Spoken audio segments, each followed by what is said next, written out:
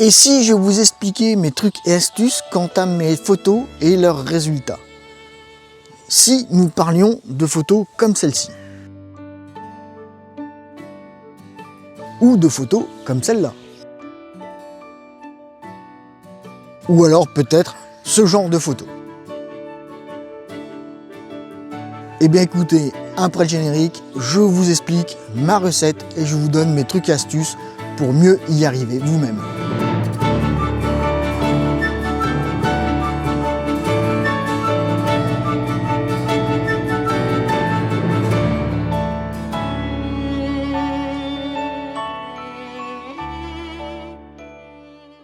Alors, je vous propose, en préambule de cette vidéo, de nous dispenser de toute la partie administrative. Donc, abonnez-vous, likez la vidéo, mettez un commentaire. Cela favorisera le référencement de la vidéo et cela contribuera potentiellement à développer la vidéo au sein de YouTube. Pour ceux qui le souhaitent, vous pouvez cliquer sur le nouveau bouton Super Chat en bas de cette vidéo et ainsi m'offrir un petit pourboire qui me permettra de développer un peu plus la chaîne. Pour ceux qui le souhaitent, bien évidemment, il y a les offres et options de souscription à la chaîne. Je vous rappelle qu'il y a 4 niveaux de souscription pour la chaîne. Du niveau contributeur au niveau coaching. Je vous laisse découvrir encore une fois les offres de souscription dans le lien qui va bien. Dès à présent, maintenant que cela est fait, revenons au vif du sujet de notre vidéo. Comment réussir à faire de plus belles photos? Eh bien écoutez, dans cette vidéo, nous allons parler de notions qui vont nécessiter que vous ayez connaissance de certaines vidéos de la chaîne, notamment le triangle d'exposition, aussi bien d'un point de vue scolaire que d'un point de vue sur le terrain, la plage dynamique de nos capteurs et la plage dynamique utile, mais aussi de l'histogramme et de son fonctionnement et son analyse. Ce sont les 4 vidéos qui vont principalement vous être utiles ici pour comprendre celle-ci. Pourquoi? Eh bien tout simplement parce que nous allons parler de plage dynamique, mais de plage dynamique de nos photos. Alors, la plage dynamique de nos photos va être intrinsèquement liée à l'histogramme de la prise de vue et des caractéristiques de la plage dynamique de notre capteur. C'est une cascade de tous ces phénomènes qui vont au final arriver au résultat de la prise de vue et du post-traitement de votre photo. Puisque la plage dynamique de votre photo va être issue de l'histogramme de votre photo à la prise de vue. Et là, j'attire les utilisateurs aussi bien d'hybrides que de réflexes. Vous avez accès à l'histogramme, alors pour les hybrides en temps réel, pour les réflexes en live view, donc ne vous en dispensez pas. Activez l'option et faites vos photos avec cette option activée. Cela favorisera grandement le résultat final de vos photos. Alors, nous allons faire un tout petit peu d'histoire et là, je vais faire très simple. Pour vous parler de plage dynamique, il a bien fallu que quelqu'un, à un moment donné de l'histoire de la photographie, se rende compte que la plage dynamique de nos photos, en résultat final, était hyper importante et qu'il fallait en avoir conscience au moment de la prise de vue. Et cette personne, ce n'est ni plus ni moins que Monsieur Ansel Adams. C'est le précurseur de la plage dynamique et de l'histogramme à la prise de vue et de son utilisation à la prise de vue et en post-traitement. Alors, Monsieur Ansel Adams, lui, a travaillé en argentique et avec des chambres.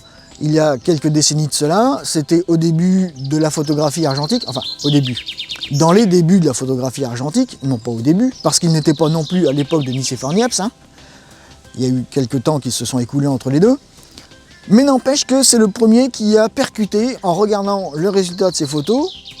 Il a vu qu'il y avait des zones qui étaient sombres, des zones qui étaient claires, des zones très sombres, des zones très claires, des zones bouchées, et des zones cramées. Et il s'est dit, pourquoi pas ne pas mettre tout cela sur une échelle d'exposition.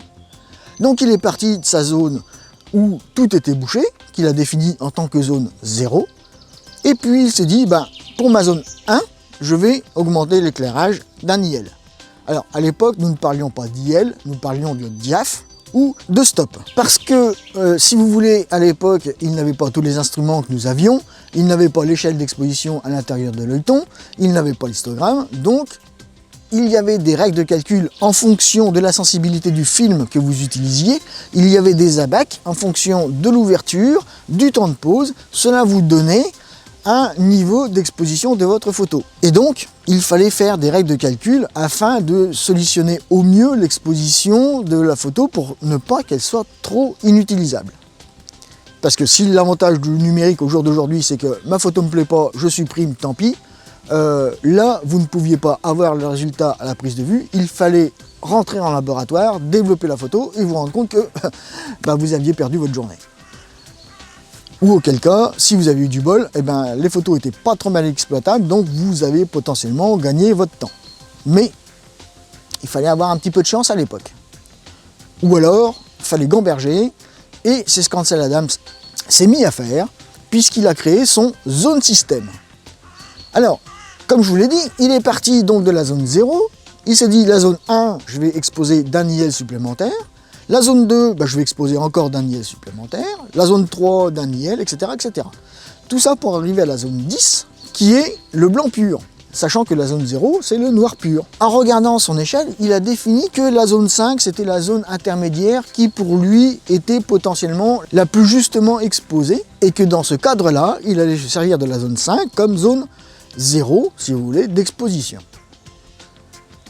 La méthodologie là, que je viens de vous expliquer un petit peu, là, ça vous rappelle rien? Vous êtes sûr que ça ne vous rappelle rien? Si je vous parle de la vidéo qui vous explique comment procéder pour calculer la plage dynamique de votre capteur, eh bien oui, c'est exactement cette méthode-là. C'est la méthode Adams. Il n'y a pas d'autre méthode au jour d'aujourd'hui qui vous permettra de calculer le plus justement votre plage dynamique de votre capteur. Pour celles et ceux d'entre vous que cela intéresse, je vais vous mettre ici les photographies des ouvrages qu'Ansel Adams a écrits dans cette optique-là d'amélioration de la prise de vue, aussi bien à l'utilisation de la caméra qu'en passant par l'exposition de vos photos et après au niveau de l'impression. Vous avez ces 3 ouvrages. Je vous mets un 4e ouvrage qui est son ouvrage des photographies qu'il a réalisées au parc Yosemite, qui pour moi est magnifique tout simplement. C'est vraiment un ouvrage de maîtrise photographique absolue et je dirais que dans ce cadre-là, on se doit d'étudier cet ouvrage afin de mieux comprendre la méthodologie de la plage dynamique de nos photos.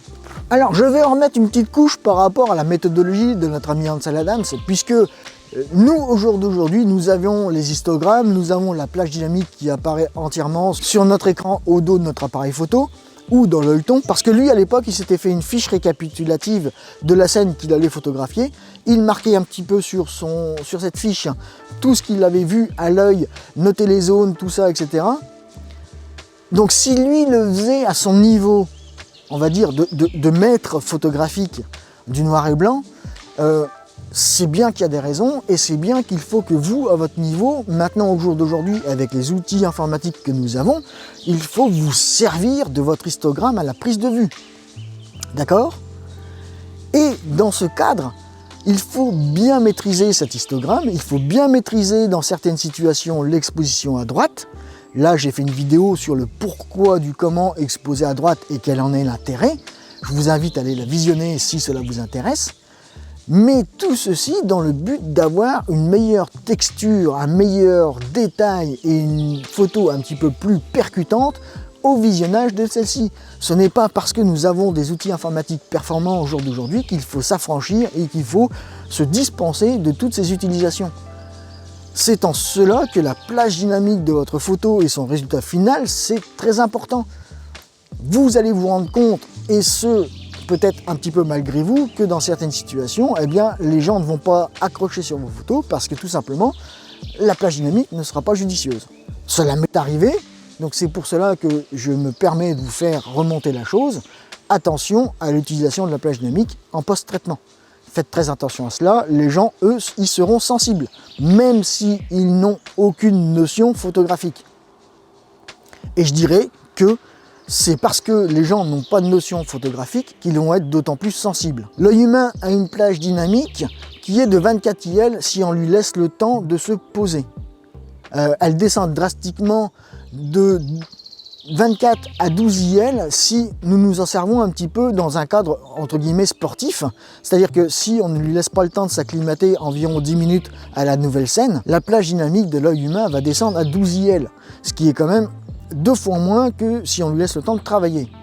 Et bien notre appareil photo, lui, c'est pareil. Si l'on prend l'exemple de l'A7R3 de chez Sony, il a une plage dynamique de 16 IL, ce qui est encore meilleur que notre œil humain, de 4 IL.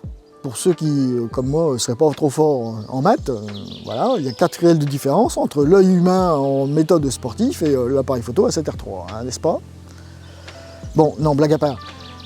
Donc, dans ce cadre-là, les 16 IL de votre appareil photo, par exemple pour les possesseurs de la 7R3, eh bien, exploitez-les du meilleur que vous pouvez grâce à votre histogramme. Ansel Adams, lui, à l'époque, il avait sa feuille, il avait tout dans la tête et il passait un temps phénoménal à réfléchir à sa composition et étudier la scène qu'il allait photographier en fonction de son zone système. Et pour ceux qui achèteront les livres d'Ansel Adams, notamment celui sur le Yosemite Park, je peux vous garantir que vous allez prendre des claques visuelles. Et si vous allez voir les photos d'Antonio Gaudencio avec son dernier livre sur la nature qu'il a faite, là vous allez prendre des baffes monumentales aussi.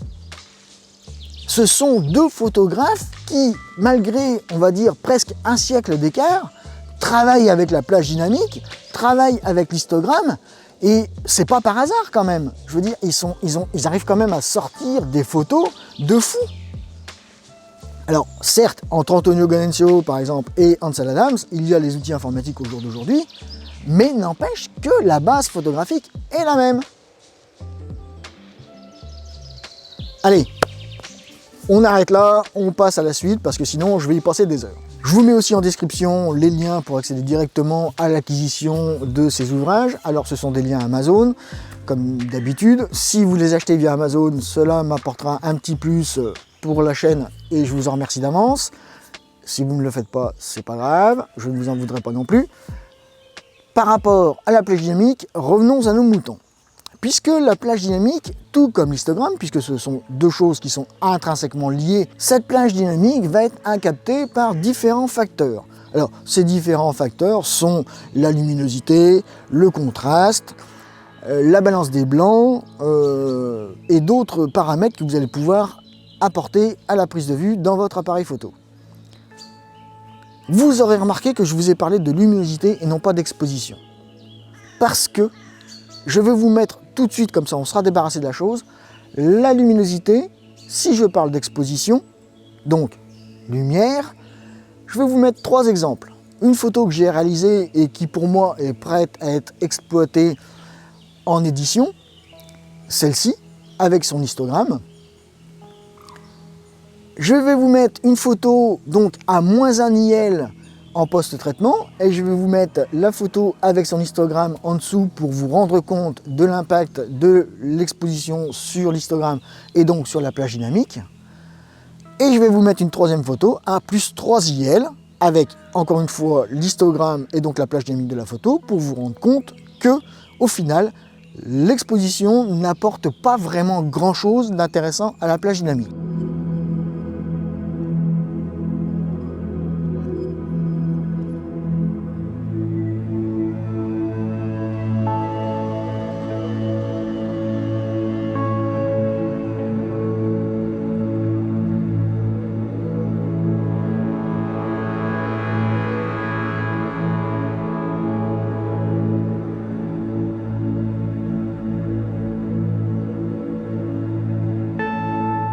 Alors, je m'entends parce que les puristes vont dire « oui, mais ». Nous sommes d'accord, oui, mais. Sauf qu'en sous-exposant vos photos, vous allez étriquer la plage dynamique de votre photo puisqu'il va manquer de lumière. Et en surexposant, vous allez effectivement agrandir la plage dynamique de votre photo au détriment des hautes lumières. Et là, j'attire votre attention sur l'importance de l'exposition à droite dont nous parlerons dans quelques instants. Parce que oui, effectivement, la luminosité de votre photo a un impact sur la plage dynamique. Mais en ce qui me concerne, je trouve que cet impact est plus que négligeable. Je vais employer des termes qui vont fâcher certains, mais c'est pas grave. Et qu'il vaut mieux privilégier le contraste, dont nous allons parler dans quelques instants, plutôt que la luminosité de votre photo. Par contre, pour parler de luminosité de la prise de vue, et là je parle de luminosité, donc quelque part de lumière, la lumière avec laquelle vous allez prendre votre photo est hyper importante. Puisque je vous rappelle qu'il y a des périodes de la journée, s'il vous plaît, à proscrire. J'entends trop souvent, et notamment dans des clubs photo, dire ah ben samedi ils annoncent beau temps, nous allons balader et faire des photos de 10h à 18h. Donc nous irons pique-niquer. Non, comment vous dire que non. Non, c'est pas possible. Je veux dire, 10h, 18h par un temps magnifique, ensoleillé, avec un soleil puissant, vous allez détériorer la prise de vue de votre photo. Vous allez avoir une plage dynamique, certes, qui va être importante, mais vous allez avoir des contrastes qui vont être hyper marqués, hyper forts, hyper agressifs. Vous allez avoir du mal à exploiter ce genre de photos, même si vous êtes en RAW. Alors, imaginez si vous êtes en JPEG. Cela va être catastrophique.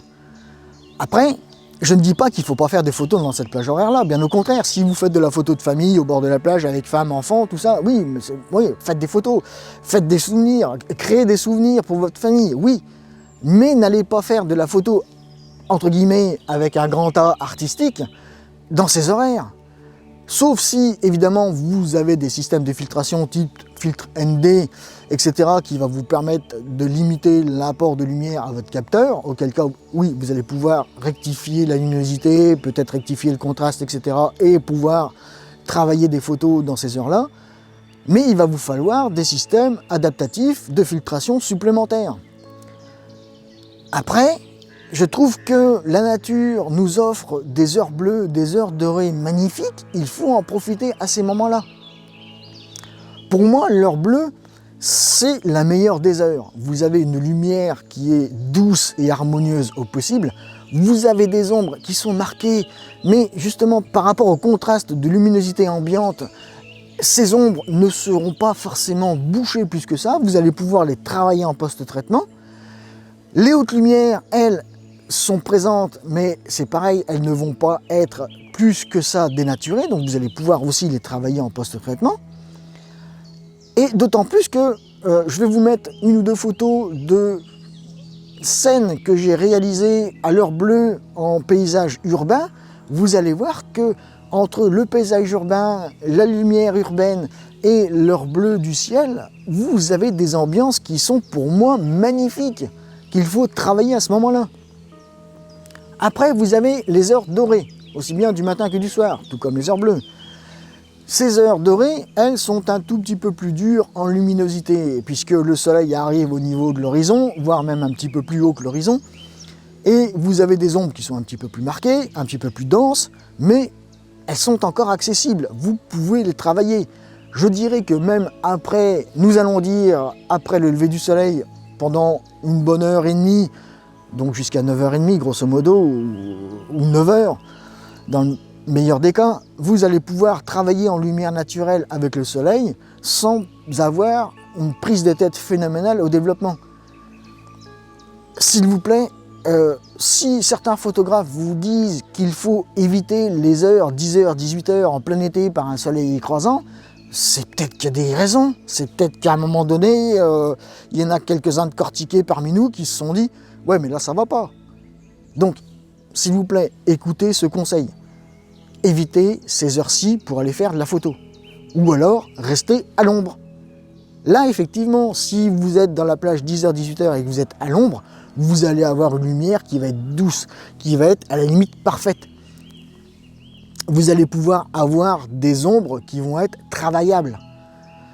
Et à la limite, si vous faites de la macro en sous-bois, ou si vous faites de l'animalier en sous-bois, cela sera plus judicieux que d'aller faire des photos de paysage en plein soleil ou des photos de macro en plein soleil. Enfin voilà, bref, chacun pratique la photo comme il l'entend et comme il lui plaît. Bien évidemment, je ne suis pas là pour vous dire il n'y a qu'à faucon. Et encore une fois, je n'ai pas la science infuse, bien au contraire. Donc voilà ce que nous pouvons dire au niveau de la luminosité. Hein, c'est quelque chose qui va impacter votre plage dynamique, mais dans une moindre mesure. Par contre, le contraste, lui, va jouer un rôle primordial dans la plage dynamique, puisque le contraste, c'est un petit peu une plage dynamique d'une image. Le contraste et la plage dynamique ont un petit peu la même définition. D'un point de vue technique, cela est différent, cela est deux choses différentes, mais ce contraste va vraiment, lui, impacter la photo dans sa plage dynamique. Nous verrons dans quelle mesure tout à l'heure, lors des exemples que nous allons analyser. C'est pour ça que je ne vais pas trop insister sur le contraste, nous allons y revenir encore une fois plus longuement tout à l'heure. Après, il y a la balance des blancs. Alors, la balance des blancs, elle, est un petit peu plus pernicieuse. Nous ne savons pas trop comment interpréter son rôle sur la plage dynamique. Personnellement, je trouve que la balance des blancs va influencer un petit peu la plage dynamique, mais alors vraiment un petit peu. Mais par contre, elle va avoir un effet plus ou moins néfaste sur le rendu final de vos photos. Alors encore une fois, si vous êtes en RAW, il y aura toujours moyen de récupérer ces balances des blancs un petit peu maladroites. Mais par contre, si vous êtes en JPEG, et ben là, encore une fois, hein, c'est mort, hein, vous ne pourrez rien récupérer du tout. Donc, la balance des blancs, elle, par rapport à la plage dynamique, si vous prenez une balance des blancs chaude, vous allez avoir un décalage de la plage dynamique de votre photo sur des tons chauds, bien évidemment, avec plus ou moins un élargissement, effectivement, de la plage dynamique. Mais par contre, ce qui ne va pas être heureux, c'est que vous allez avoir un élargissement de la plage dynamique, mais aussi, vous allez avoir un élargissement en hauteur de la plage dynamique. Et là, par contre, pour le coup, c'est peut-être pas trop heureux. Il faut peut-être tempérer à ce niveau-là, parce que si vous montez trop en hauteur sur la plage dynamique, eh bien vous renforcez le contraste, vous augmentez la différence entre les tons clairs et les tons sombres, et là, auquel cas, votre photo va être beaucoup plus dure, beaucoup plus percutante, comme je le disais tout à l'heure. Si, au contraire, vous choisissez une balance des blancs un peu plus froide, donc vous descendez sur des tons froids, l'histogramme, lui, il va faire pareil, hein, il va descendre sur les tons froids, sur les tons bleus, et vous allez avoir là par contre un rétrécissement de la plage dynamique sur cette partie. Et vous allez avoir aussi ce phénomène d'élargissement en hauteur de cette plage dynamique, beaucoup plus marqué que si vous partez sur les tons chauds par contre. C'est ici que c'est un petit peu paradoxal, mais c'est comme ça. Alors, il faut faire très attention aussi, comme je l'ai dit dans d'autres vidéos, à ce que l'on appelle l'écrêtage. L'écrêtage, c'est lorsque votre histogramme vient percuter le plafond de l'histogramme, justement, à certaines zones. Là, ici, vous avez une saturation des couleurs qui n'est pas forcément judicieuse. Vous avez un risque de déformation colorimétrique sur votre photo. Donc, faites très attention à cela. Adaptez, encore une fois, votre photo, vos exifs, en fonction de votre histogramme. C'est très important. Maintenant que nous avons vu un petit peu tout cet aspect théorique et que je vous en ai mis plein la tête, encore une fois, en très peu de temps, nous allons passer du côté pratique, où je vais vous montrer quelques diapositives et commenter ces diapositives en même temps que vous les regardez. Cela vous permettra un petit peu mieux de comprendre.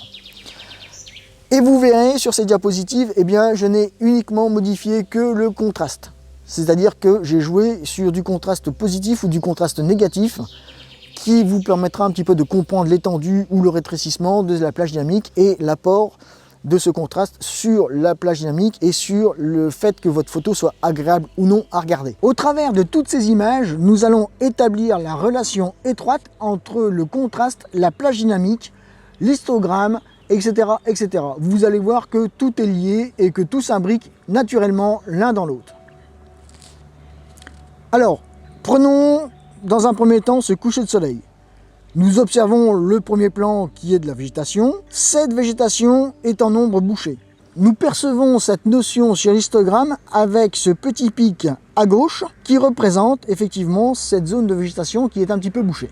Le reste de l'histogramme, quant à lui, est à peu près centré, signifiant une plus ou moins bonne exposition pour cette zone, avec du détail et de la texture. Vous voyez que vraiment l'histogramme est bien réparti sur ce côté droit de la photo. Nous pouvons en déduire en visionnant cet histogramme qu'il y a une bonne colorimétrie, qu'elle n'est pas brutale dans sa symbolisation, et à ce moment, après lecture de tout ceci, nous pouvons parler de la plage dynamique de notre image. Et nous allons voir qu'elle va évoluer. Puisqu'ici, sur cette slide, nous allons dire à une photo 0. C'est-à-dire que c'est un brut capteur et je n'ai simplement enregistré cette photo pour le slide sans rien toucher dessus. À présent, commençons à développer la photo comme si nous allions la publier sur Facebook par exemple. Donc, nous appliquons les réglages sous Lightroom qui nous semblent les plus judicieux. Par contre, au niveau du contraste, eh bien là, nous allons bloquer le contraste à moins 100%. Vous voyez avec ce phénomène que la scène est strictement identique et que l'histogramme, au premier coup d'œil, ne semble pas grandement avoir changé. Par contre, comparons les deux histogrammes maintenant. Vous voyez sur cette nouvelle diapositive que en haut, le contraste est à 0. Je vous ai dit photo brute de capteur. Et en bas, le contraste est à moins 100%. Alors, comparons dès à présent les deux histogrammes. Vous avez en haut l'histogramme avec le contraste à 0, donc la photo issue brute de capteur sans aucune modification sous Lightroom. Et en bas, donc, la photo avec le contraste bloqué à moins 100%. Dans un premier temps, ce qui nous saute aux yeux, c'est que nos ombres se sont détexturées. Et que la plage dynamique du ciel, notre second plan, s'est grandement étriquée de presque un tiers. Pour autant, je vous laisse libre cours de jugement par rapport au rendu de cette photo.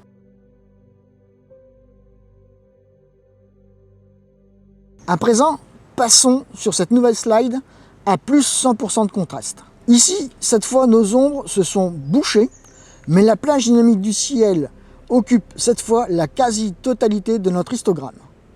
Vous noterez qu'à l'aide d'une bonne gestion de l'exposition à droite, nos hautes lumières ne sont pas saturées et qu'il y a du coup de la texture.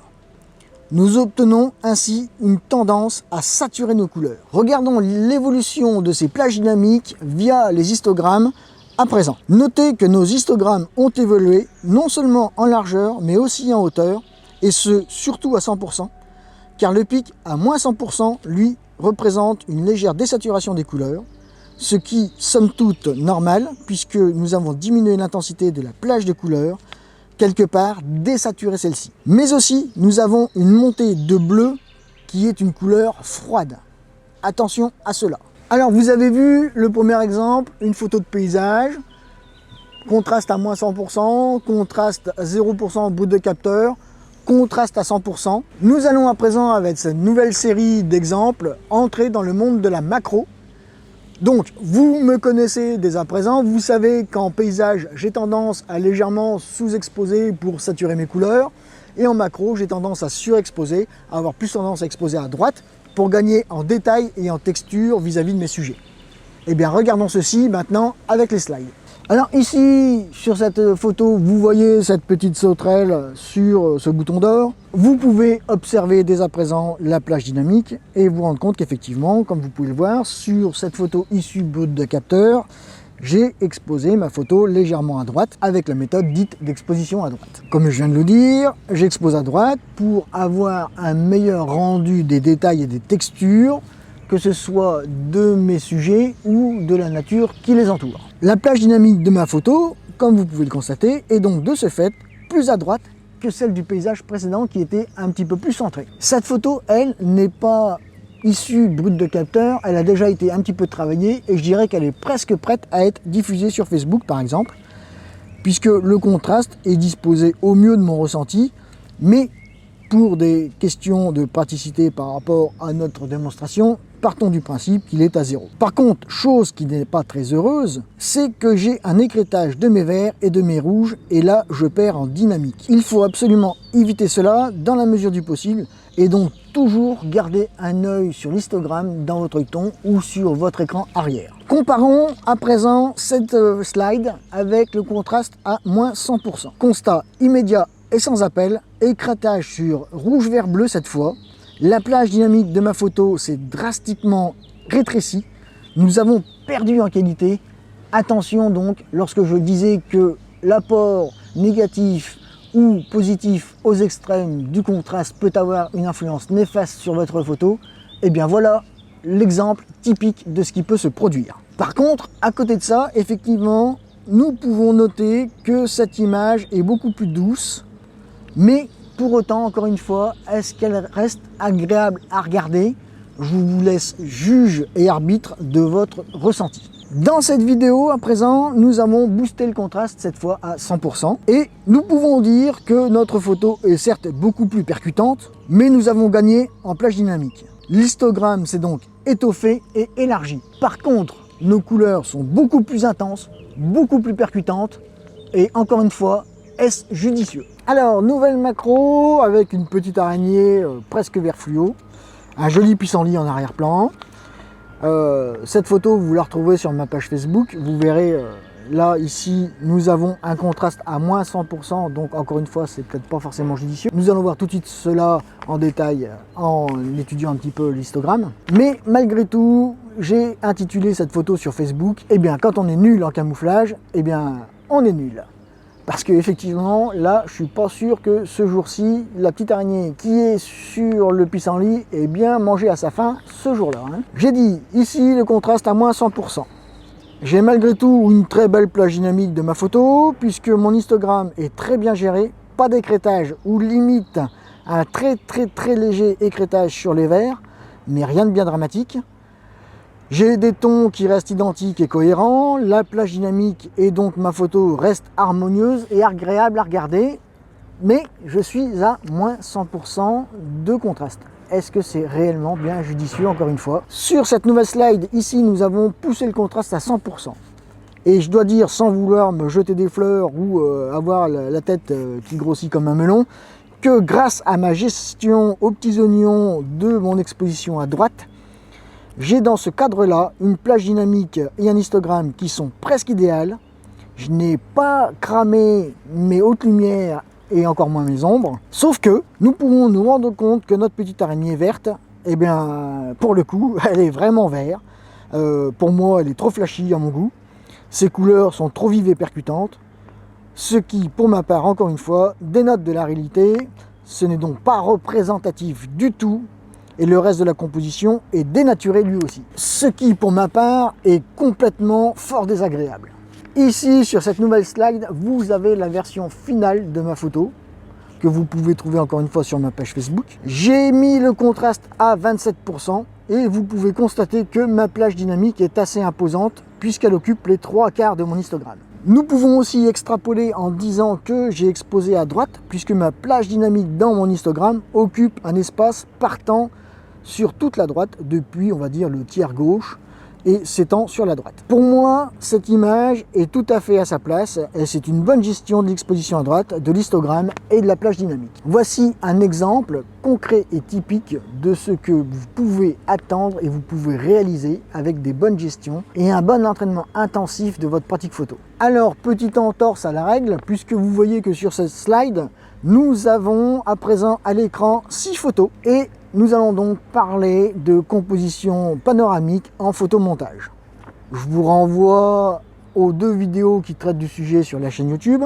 Je ne vais pas ici reprendre la méthodologie et la faisabilité de la chose et l'intérêt de la chose. Je vous laisse aller voir les 2 vidéos qui traitent du sujet. Je vous ai disposé les histogrammes des photos respectives les unes en face des autres. Je vous laisse le temps d'analyser les histogrammes en fonction des photos et vous pouvez voir que chaque photo a un histogramme différent et cela est dû au fait de la gestion, de la préparation par rapport au photomontage de ce panorama à venir. À présent, sur cette nouvelle slide, vous avez le montage final. Déjà, nous pouvons constater une maladresse puisque nous avons un écrêtage des bleus de la plage dynamique, ce qui, encore une fois, n'est pas terrible et pas très judicieux de ma part. Ensuite, nous avons un pic à gauche dans les tons sombres qui représentent le premier plan, soit la végétation. Et vous pouvez constater que les ombres ne sont pas bouchées. Effectivement, les ombres ne sont pas bouchées puisque le pic ne colle pas à gauche en butée d'histogramme. Nous avons donc du détail et de la texture dans ces ombres. Ensuite, le reste de l'histogramme montre la plage dynamique du ciel et là aussi, il y a de la texture, du détail dans ce ciel qui n'est pas cramé lui non plus puisque l'histogramme ne colle pas à droite cette fois. Le contraste étant agréablement géré, nous pouvons dire que cette photo a une très belle plage dynamique. Encore une fois, celle-ci a du détail, de la texture et un rendu naturel de l'atmosphère générale. Cette photo finale montée à l'aide de 6 photos, nous n'aurions pas pu parier du résultat final au départ. Mais cela est dû à la méthodologie de gestion de ce type de photomontage. Je vous remets sur cette slide les différents histogrammes et ainsi les différentes plages dynamiques des 6 photos composant le panorama final. Je vous laisse étudier avec précision chacune d'entre elles et chacun d'entre elles. Et vous avez au milieu, à droite, le résultat final sur cet histogramme et donc la plage dynamique finale agrandie de ce panorama.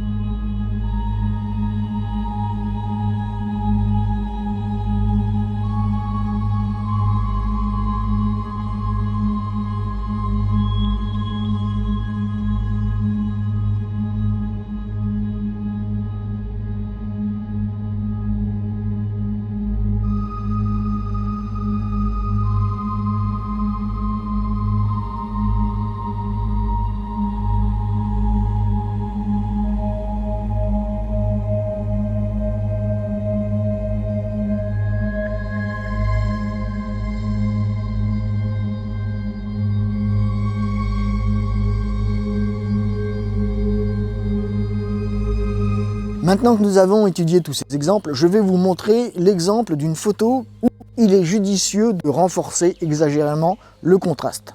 Parce que si vous regardez cette photo, dont je vous mets pour l'instant l'exemple, mais je vous la mettrai en plein écran tout de suite après mon allocution. Ici, vous avez une scène de feu d'artifice. Et dans cette scène de feu d'artifice, j'ai disposé d'un certain contraste pour que ma photo soit plus ou moins agréable à l'œil. Par contre, si je baisse le contraste à moins 75%, vous allez vous rendre compte que je vais perdre de l'information. Et dans le cas où je vais monter mon contraste à 50%, vous allez vous rendre compte que je vais gagner de l'information sur ma photo. Et oui, puisque dans le cadre où je vais pousser mon contraste à l'extrême à 50% positif, je vais avoir, et regardez bien sur la photo, vous le verrez, c'est flagrant, je vais avoir en bas de ma photo, et notamment sur la gauche, l'apparition visuelle des fumées d'explosion de mes feux d'artifice. Alors, encore une fois, tout est relatif, cela peut plaire, cela peut déplaire, je vous laisse libre juge de votre ressenti et de ce que vous avez envie de transposer sur vos photos en post-traitement. Vous verrez qu'ici c'est flagrant. Entre moins 75% où il n'y a plus de détails, on va dire de fumée sur la photo, et plus 50% où il apparaît ces détails, la photo n'a pas le même impact et nous pouvons ne pas avoir le même ressenti quant à sa lecture. Je vous laisse vous-même en juger.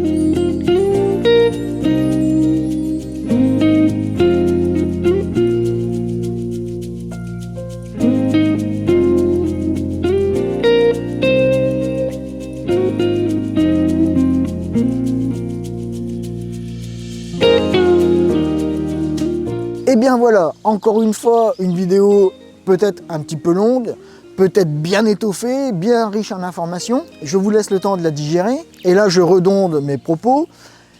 Si vous avez des questions, posez-les-moi. Si vous avez des commentaires, laissez-les-moi.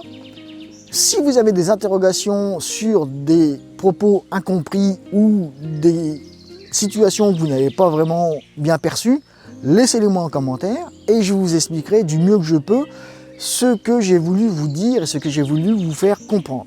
Encore une fois, je vous invite à vous abonner à la chaîne si la vidéo vous a plu. N'oubliez pas de me mettre un petit j'aime sur la vidéo.